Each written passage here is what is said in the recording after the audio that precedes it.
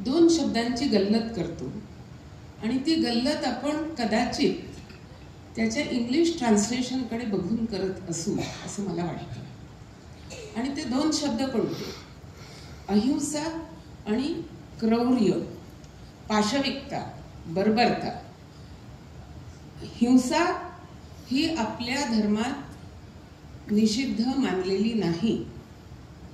आपल्याला शिकार करून पोट भरायचं असेल आणि शिकारीसाठी प्राण्याला मारायचं असेल तर ती हिंसा निषिद्ध नाही। पण ती हिंसा करत असताना अट काय आहे की तुमचा बाण, तुमची तलवार ही अशा सामर्थ्याने उगारली गेली पाहिजे की मरणारं जानवर हे एका झटक्यात मेलं पाहिजे, त्याच्या वेदना कमीत कमी व्हायला पाहिजे। ह्या उलट क्रौर्य करीत एखाद्याला मारणं हे आपल्या धर्माने निषिद्ध सांगितलेलं आहे।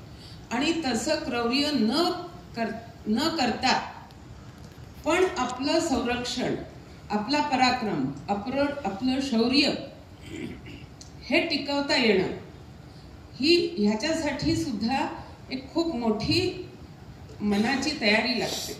आणि ती तयारी आपल्याला अहिंसा परमो धर्म ह्या वचनातून मिळते की मला शत्रूचा द्वेष करायचा नाहीये, त्याच्याशी मला क्रौर्य दाखवायचं नाहीये, पण त्याचा नायनाट मात्र नक्की करायचा आहे।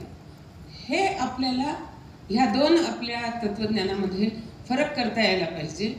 कारण ज्या भगवद्गीतेत दैवासुर संपत्तीचा एकूण परामर्श घेताना भगवंतांनी अहिंसा हा पहिला गुण सांगितला दैवी संपत्तीचा।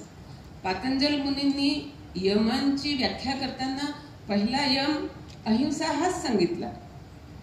सत्य सुद्धा त्यांनी अहिंसेनंतर मांडलेलं आहे। पण त्या अहिंसेच्या सोबत तुम्ही पराक्रम, शौर्य आणि शत्रुबोध ह्या तीन गोष्टी आपण समजून घेतल्या पाहिजेत। शत्रू बरोबर आम्ही क्रौर्य दाखवणार नाही, पण म्हणजे आमचा पराक्रम, आमची तलवार आम्ही म्यानात गुंडाळणार नाही हेही आपल्याला समजलं पाहिजे। आणि तेच ह्या नाटकातून आपल्या समोर व्यक्त होत आहे। ह्या सर्व मंडळींचं मी खूप खूप अभिनंदन करते आणि त्यांचे आभार आपल्या सर्वांच्या वतीने मी त्यांचे आभार मानते। जय हिंद।